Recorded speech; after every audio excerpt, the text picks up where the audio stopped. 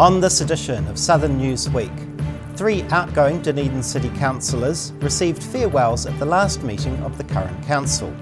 Radio Dunedin celebrated its 100th birthday with some special guests turning up for the occasion. And Queenstown Mayor Jim Bolt leapt out of a plane, hoping to prove his point.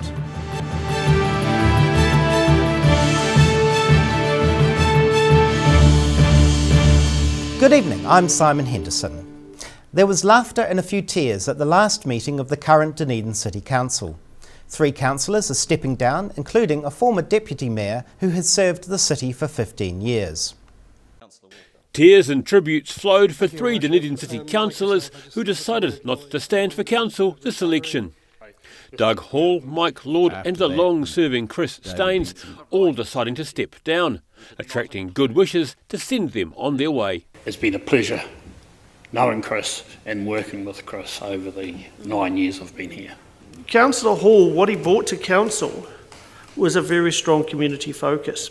What you get from Councillor Hall is advice, sometimes solicited. Doug is a man after my own heart. He speaks when he has to, not just to hear his own voice. Tēnā koe, Councillor Lord.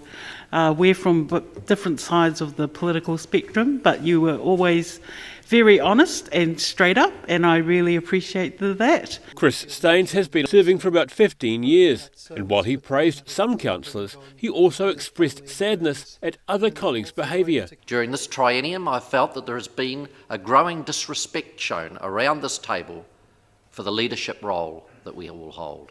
The meeting ending on a light-hearted note, as Doug Hall called for votes to be recorded by division for the first time ever, with Councillor Vandervis playing to the room and voting against the motion. No, recorded please. Ending an at times fractious 3 years of this council. In Dunedin, the South Today. Visitors to Invercargill can finally enjoy a touch of luxury while staying in the city. It's been a long journey for New Zealand's newest hotel, but locals were excited to look inside the Langlands at its official opening. A proud ribbon-cutting ceremony for Southland, signalling the Langlands Hotel in downtown Invercargill's finally open for business. The $52 million project is a major investment in the southern city, backed by the Invercargill Licensing Trust. The 4.5-star hotel features 5 bars and eateries, with bosses hoping the new hotel will become a major attraction for locals as well as visitors. People in Invercargill now are saying how exciting it is to have a hotel with such high quality. This week's opening is an extra special moment for outgoing Trust Chairman Alan Dennis, who reckons the venue is world class. The ones that are staying here said they feel comfortable if it was in New York or Sydney, happens to be in Invercargill. So it is exciting, it was a dream, and it's a dream that's come true. It's been a long, hard journey for the project team to get to this point. Material supplies and labour shortages causing headaches and delays along the way. Construction started sort of October 2019. COVID wasn't even a thing. No one knew what that was at that point.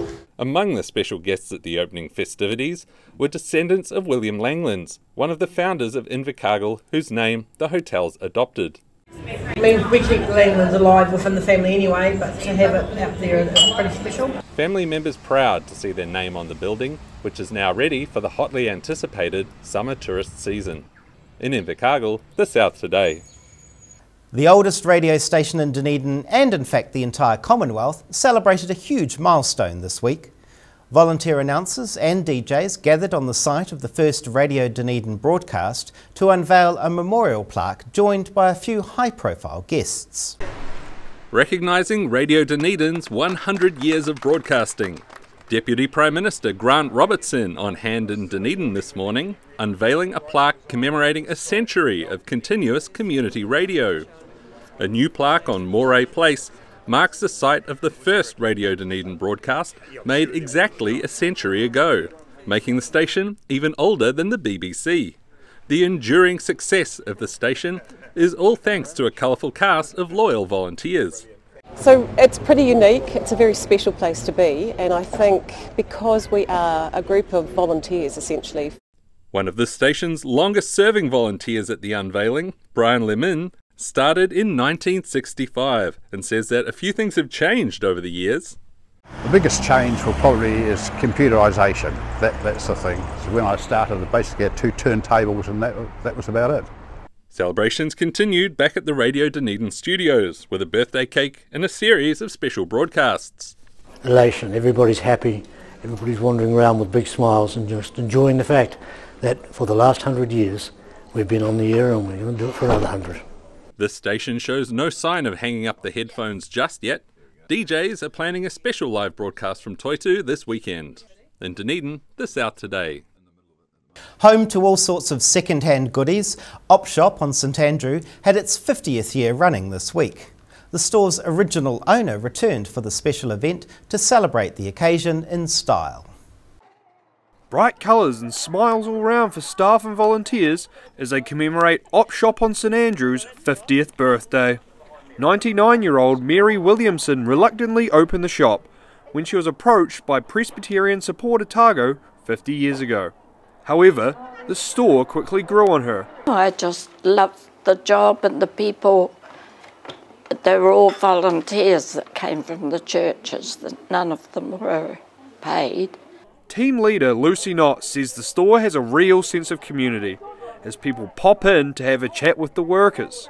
The shop really, it's all about the staff, the volunteers and the customers. We are just one big group. The store is reliant on the community, with almost every item donated by locals. If the donation stops, we stop, basically.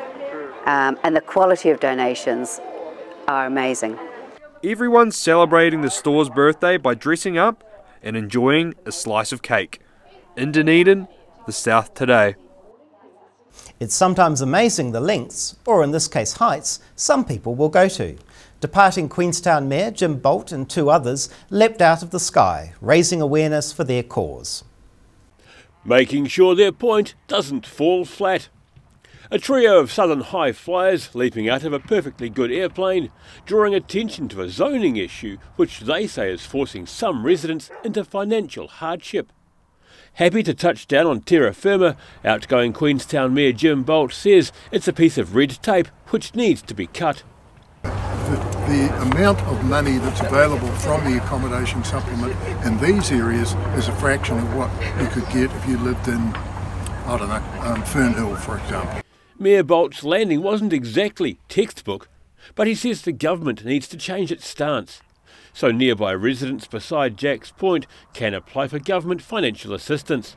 His thoughts are echoed by Queenstown's Salvation Army. But the legislation is so outdated now that places all around the country are in the same boat as us. Wilson says there are too many residential areas still zoned rural for accommodation supplements, with Wanaka and all of Invercargill making the list. The Skydive was the launch event for the Peeps Not Sheeps campaign, which will see a petition delivered to Parliament at a later date.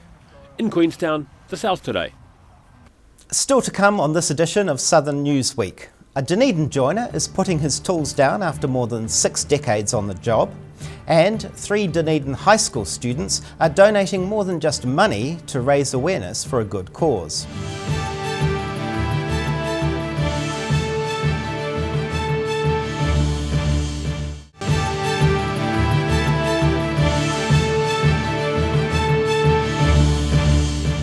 Three heart attacks in 7 years has convinced one Dunedin joiner to stop pushing his luck. Gavin Burke is hanging up the tools after 68 years of service, with his business changing hands. Reminiscing on projects he's worked on over the years, Dunedin joiner Gavin Burke has spent decades inside his workshop, crafting an array of wooden furniture. However, he's leaving his business behind, following a spate of heart attacks, the first needing a last-ditch effort from paramedics to keep him alive.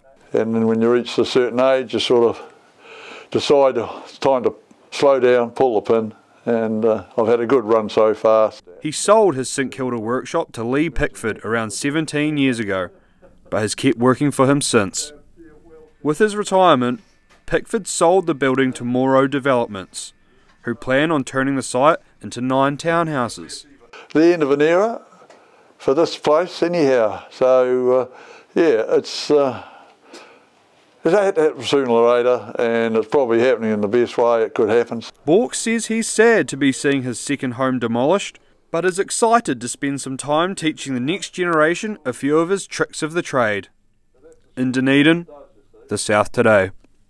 3 months of digging at Christchurch's Takaha multi-use arena site is coming to an end, with almost 200 boxes of artefacts being unearthed.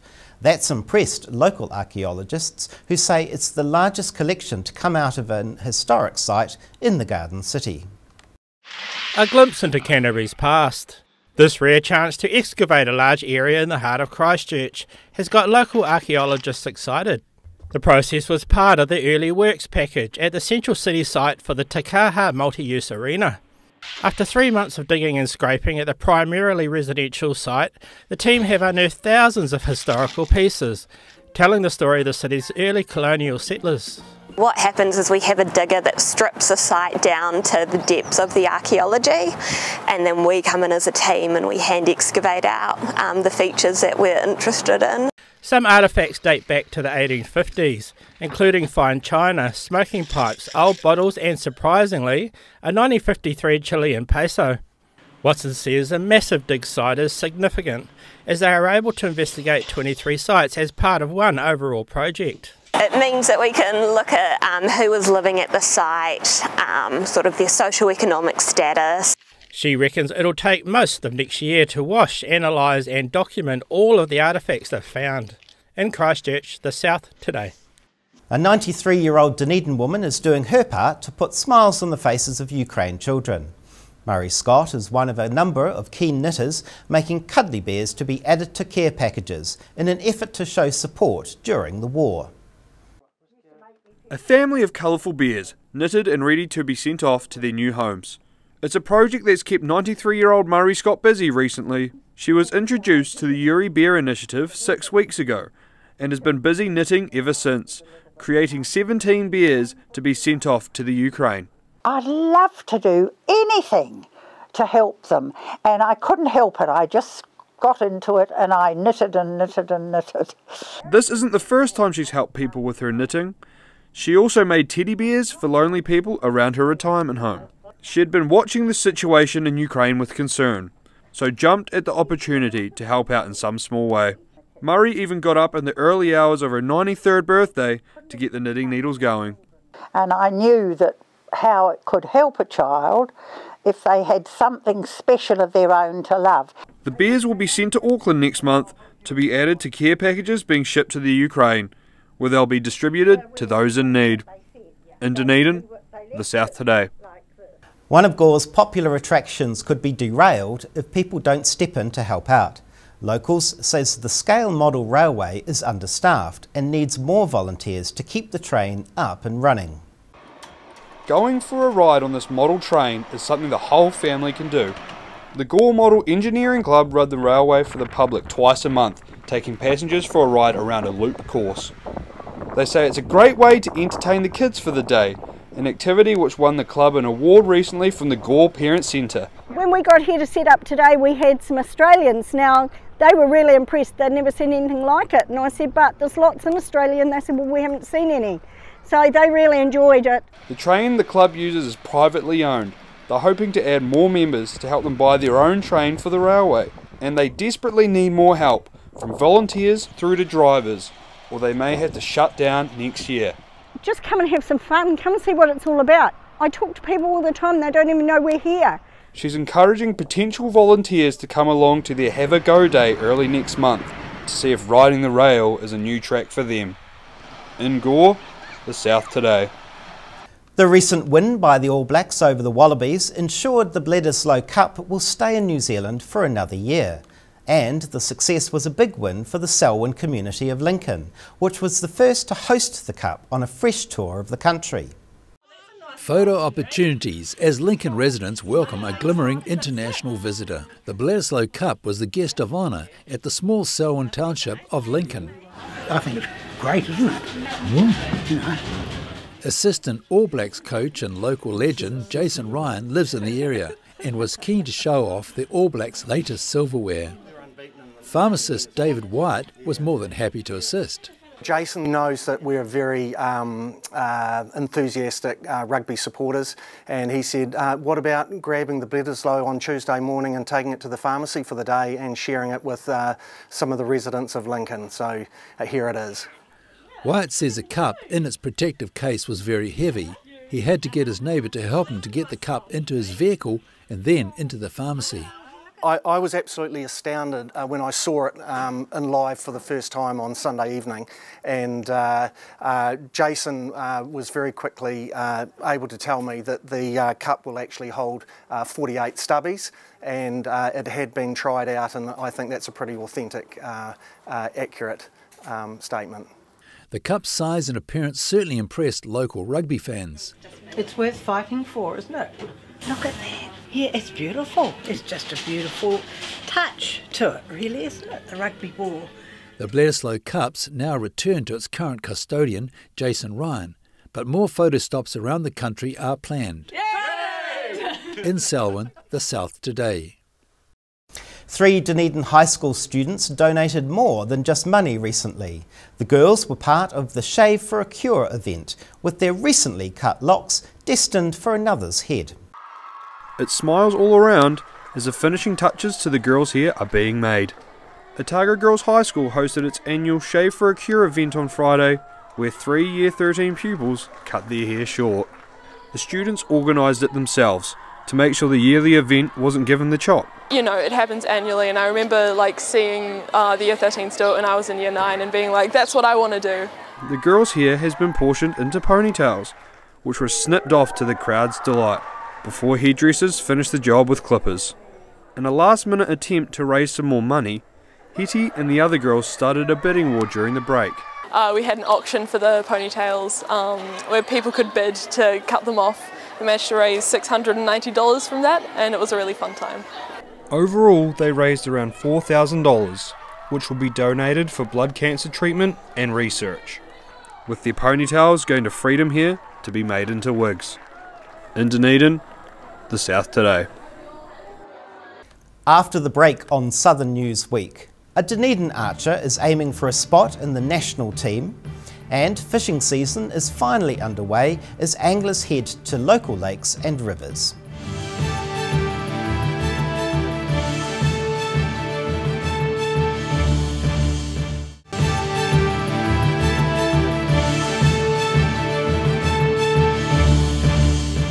Welcome back. Potential up-and-coming Highlanders of tomorrow have been shown what's in store if they take rugby to a professional level. Aspiring players from various southern schools have been in a training camp over the past 3 days at John McGlashan College, underneath the watchful eye of the Highlanders talent identification manager, Kane Jury, spending the time putting the around 40 teenage rugby players through their paces, making sure their passes, tackles and teamwork is up to scratch.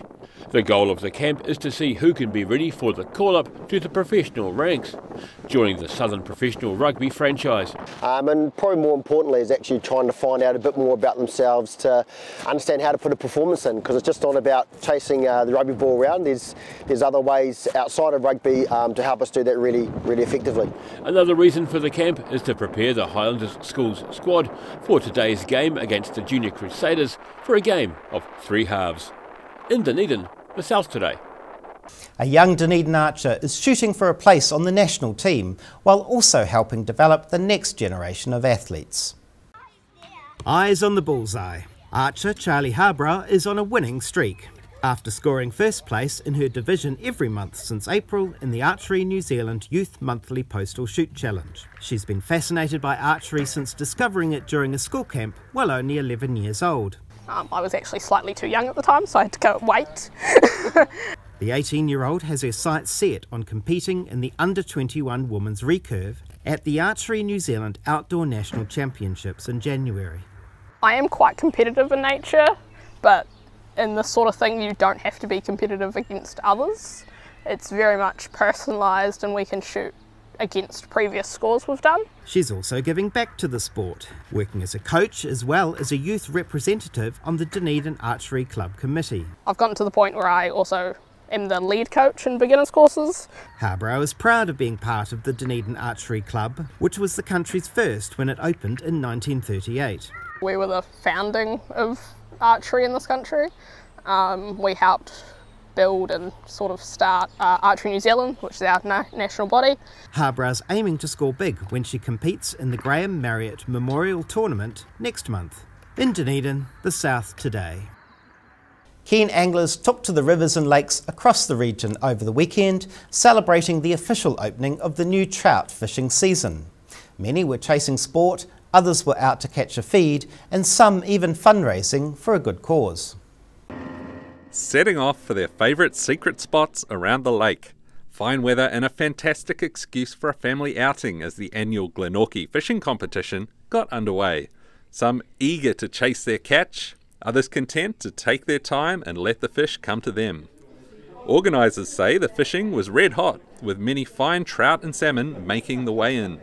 Glenorchy Playgroup is delighted to receive the proceeds from this year's competition, praising the turnout for the charitable event. Fishing competition is a bit of an institution here. It's been running for, I think, 41 years now, and it's a really good community fundraising event. Meanwhile, in the heart of brown trout fishing country on the Mataura River, it was all about the thrill of the chase for these keen anglers. And we just basically do this for sport. We're not here to catch food for the freezer. We've got plenty of food at home. It's just about having a good time. Fishing Game New Zealand say the season is off to a great start, with most Southland anglers reporting success. Across the South Today. The aerial loop, or lyra, is a discipline in modern circus performance. Some of New Zealand's lyra artists met up in Christchurch recently to compete in Miss Lyra New Zealand 2022, with the Southern pair taking out top honours. Grace, strength, style and poise, all prerequisites to rise to the top when performing on a lyra or aerial loop. Invercargill pair Michelle McClintock and Senia Thompson travelled to the Miss Lyra NZ event recently in Christchurch. The women managed to fly home with the win, their 12 months of preparation paying off. And we've been working on our routine for probably a year. They cancelled it last year, so it was really awesome to get up to Christchurch and be able to take part. We were very happy to gain first place in the group section, which was really exciting. The Southern duo were pleased to win the group category at Miss Lyra 2022. Bringing the rewards back to their Invercargill studio.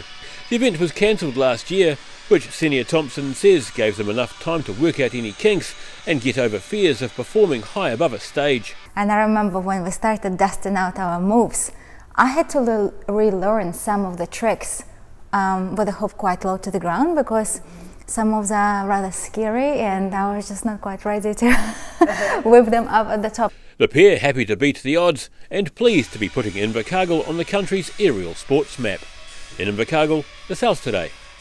New Zealand's Sail GP team was in Christchurch recently, racing in a different boat to what they're used to. The crew teamed up with locals to race along the Avon River in Waka, with one team coming out on top. Chaos reigned on the Avon at the weekend as two walkers fought it out for line honours. Sail GP's Peter Burling, Lewis Sinclair and Blair Took were a part of each team, honing their waka skills alongside Christchurch locals. But it was clear the race wasn't going to be plain sailing. So it was a whole new experience, and it's cool to see everyone super excited by it and getting involved in a bit of competition. The three experienced sailors lending a hand at the paddles to promote the Sail GP's event next year. But as the sky cleared and the sun came out, their efforts had little effect on the performance of the two teams. Navigating the waters and coordinating their paddles proved too much for the inexperienced, and like any race, there could only be one outcome. Well, I was on the one that won, which was pretty cool, but yeah, it's great to be down here, able to get a bit of excitement going for what's going to be an amazing summer. Burling and his men promoting next year's March event. It's obviously beautiful breeze blowing up and down the sound there, so it's going to be super exciting to get these boats down here in a little under 5 months' time now. The team were particularly happy that they could at last bring Sail GP's competition to Christchurch after last year's event was cancelled, the crowd loving the autographed caps and the Sail GP paraphernalia. In Christchurch, the South Today.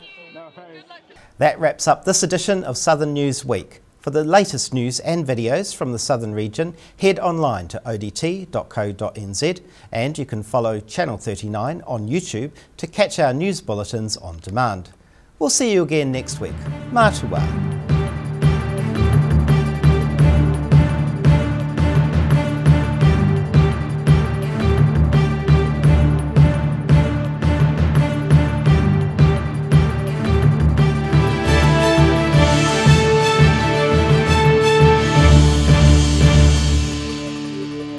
Public interest journalism funded through New Zealand On Air.